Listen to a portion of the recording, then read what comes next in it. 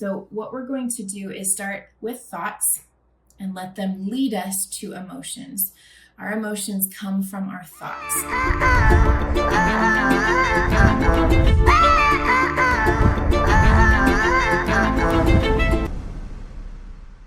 I'm excited to hang out with you guys today and talk a little bit about one thing that may be holding you back in romantic relationships, either one you're in right now, or maybe even holding you back from even thinking about entering into one. So we're going to chat about that today. Here's what I want to do today. One of the things that may be inhibiting a thriving relationship could be your beliefs about men, how you think about them, how you feel about them, what your previous experiences with men have been.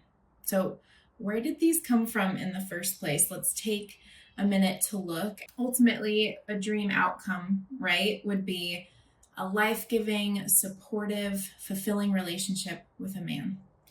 That is most likely a deep desire in your heart, whether you feel super connected to that right now or not. And one obstacle that could be in the way of that is you've been disappointed, you've been hurt, you've felt abandoned, you've been left alone, you've even been rejected by men.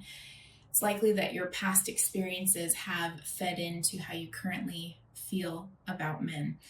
So my name, by the way, is Brie Aronson. I'm the lead support coach at Alive and Free, and I truly believe that relationships between men and women can be life-giving, they can be meaningful, they can be even fun. So let's dive into this a little bit.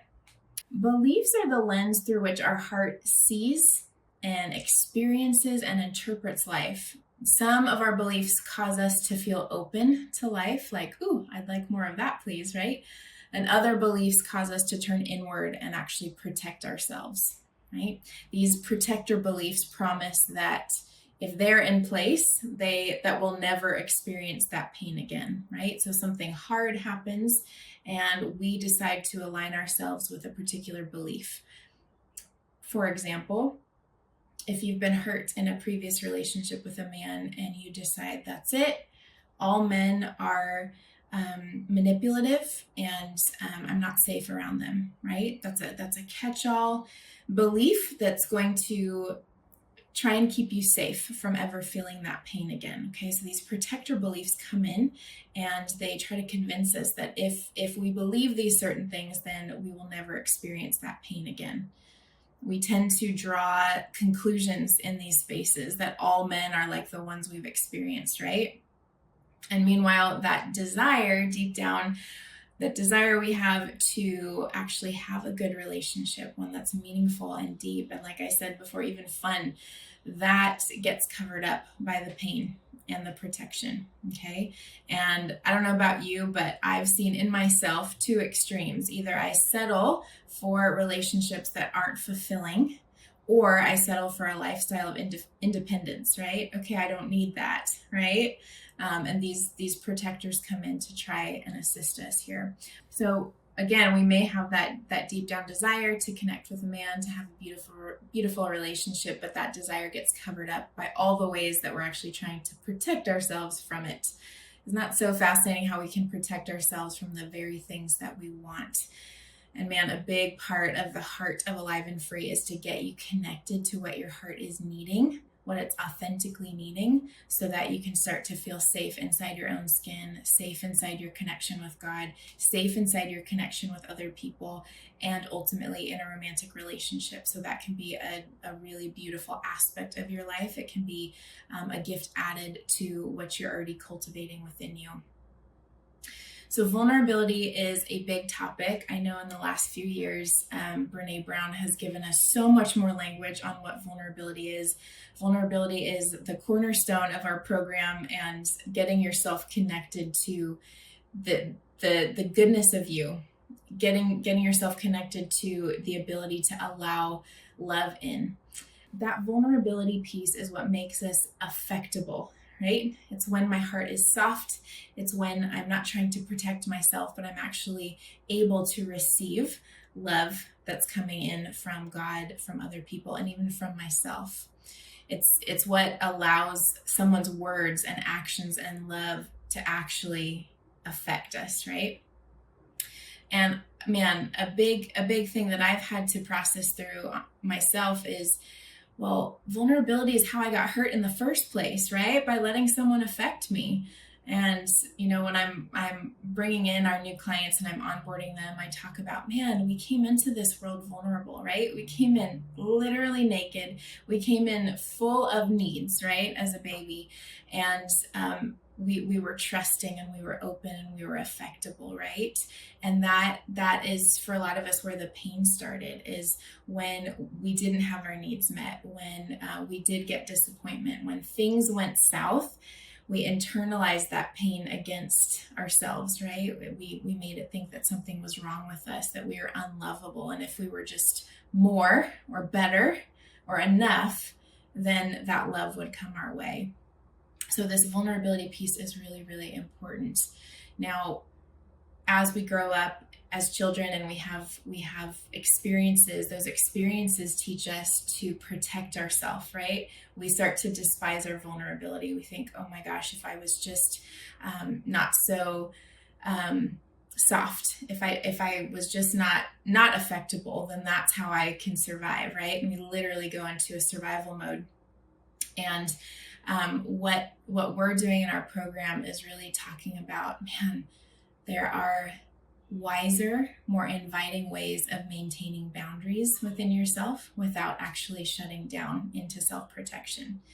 We talk about that more inside of our course, but for today, for the purpose of today, I wanna touch on one aspect of the Alive and Free process. So let me give you our 3 steps that we walk clients through, and then I want to focus in on one with you today. In the Alive and Free coaching process, we work with clients to identify the places in them that are wounded. And ultimately, a wounded place is a place that's been asking for love. So we help our clients identify those things. Then we help them actually heal. How can the heart actually get that need met that has gone unmet for years? How can that actually be met? And we walk them through ways to connect with themselves and to accept themselves, ways to connect with God, ways to invite safe people in their life into those places and to love on them. And then the third step that we walk clients through is how to sustain that, how to actually move through life, staying connected to yourself, giving yourself compassion, asking for others to come in and love on you, staying connected to God and His voice leading you. So identify, heal, and sustain. For today, for right now, I'd love to lead you through some questions that will help you reflect a little bit and identify some of your beliefs about men that could be shaping your experience of them and with them. I want you to consider some questions. Take a moment to recognize what's coming up. So what we're going to do is start with thoughts and let them lead us to emotions. Our emotions come from our thoughts. So I'm going to give you a question, and it's probably likely going to begin with that question going into your mind as you sit there and think. And then it's very likely that an emotion will pop up in response to these questions. I want you to pay attention to the emotion. And you can even pay attention to your body if you feel a sense of where that emotion is popping up in your body, okay? So here are the questions, okay? Number 1, I just want you to think about men in general, men as a species, right? How do you think about men in general? They are half the human race. What thoughts, what feelings come up as you think about men? Just take a moment to connect with the thought. Take a moment to see if any emotion is coming up. We're just gathering data right now, so there's not a right or wrong answer. In here, we're just getting interested and curious about what pops up in us, okay? If it's helpful, go ahead and jot a few notes down of what you noticed. Now, here's the next question. I want you to think about dad or your dad figures. Maybe you had a stepdad, maybe you had an uncle who stepped in and was in your life as a child. Think about your dad or your dad figures. What emotions come up inside of thinking about them? And even feeling blank is good information to have. Oh, I feel blank or I feel nothing right now. Jot that down. That's really good. That's really good to pay attention to. Take a moment to do that. Again, there's no right or wrong in this. You're just getting curious about what comes up for you. And then next, I want to invite you to think about brothers you may have or male friends. Anybody in school that comes to mind. What emotions come up inside of that for you? Okay, and then here's the last one for our time together today. I want you to think about male coworkers. Now that could be in a job you've had, or it could also be like back in school when you were working on a project together, maybe in high school or something like that. Male coworkers. What emotions present themselves for you when you think about male coworkers? Let's take a moment to connect with that.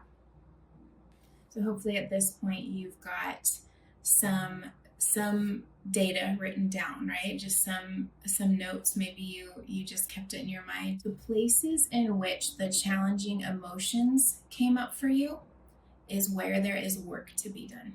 Okay. Now, I want to be really specific here when I say that the work is a phrase that's tossed around a lot lately in the emotional health world. And it's my personal opinion that so many of us are already in performance and in shame, that when we then hear the work compared to connecting with our hearts and dealing with our emotions, it feels like, oh my gosh, this is homework. This is going to be really hard. I'm going to be graded on it, right? So the work can be a triggering phrase. But here's what I mean by work. When I said where the challenging emotions popped up for you in those questions today, that's where there's work to be done. What I mean is that's where awareness and understanding of yourself is going to be really important. And that's where receiving love is going to be very impactful for you. Okay. Again, if you recognized some pain, if you recognize some numbness, these are the very places that are asking to be heard, to be understood, to be received, accepted, and loved on by you and God and the people around you. Okay? These hard emotions are not evidence that you're bad or that you're not doing a good job. These are the places that are crying out for love. And so if nothing else, that's what I'd love for you to take away today. What if the pain that comes up is actually asking to be healed, asking to be held, asking to be comforted, rather than the next thing you need to fix, okay? You're not a project. You're not a project, okay? Diana, you mentioned you're in the self-guided program and you're having trouble doing the homework and finding your beliefs and recognizing your pain. So you feel stuck and that you can't move on. What should you do about this?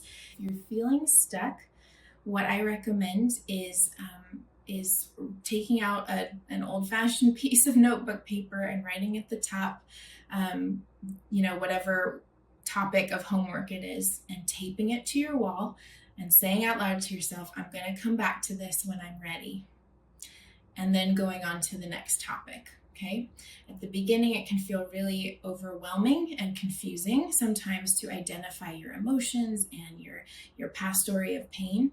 It's okay if you want to just move forward and walk through it and then come back to that homework later, okay? The homework is there to support you and to assist you in allowing the information to not just stay in your head, but to be applicable to your heart and your life so that your heart can have a real experience with it. So the homework is valuable, but feeling stuck is going to pull you back into feeling like you're powerless. And I want to remind you, Diana, that you made an actual very powerful decision when you signed up for the course. So I would reconnect to what was my original why? What was my reason that I signed up for this? What did I want from it?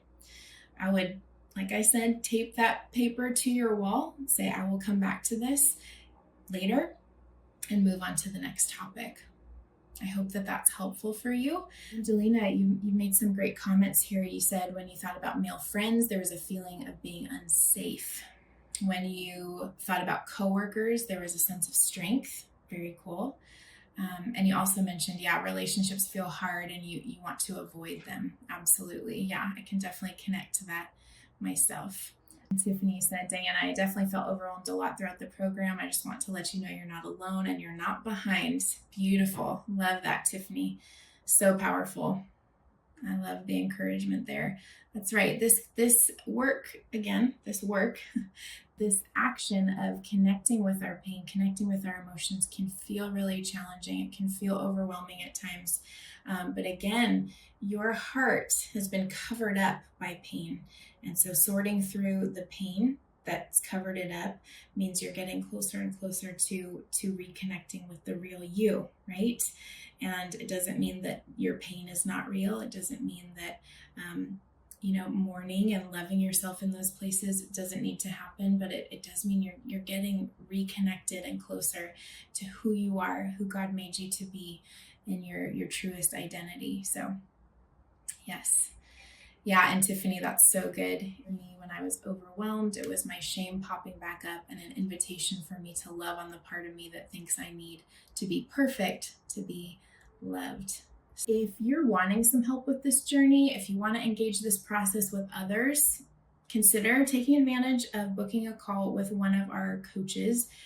These are 10-minute calls. They're completely free. We're just going to touch base with you and see if our program is a good fit for you. So if you're in that space where you're like, gosh, I want to go deeper on some of this, I want to walk through the healing aspect and the sustaining aspect of emotional health, and I'm ready to invest in myself, we want to extend that invitation to you. So I'm going to go ahead and put the link in the chat. We've got just a couple spots left for this week. So if you have any interest at all, we would love for you to book one of these. I'm going to put that right in the chat right there. I hope you guys have a great rest of your Thursday, and I will see you next time.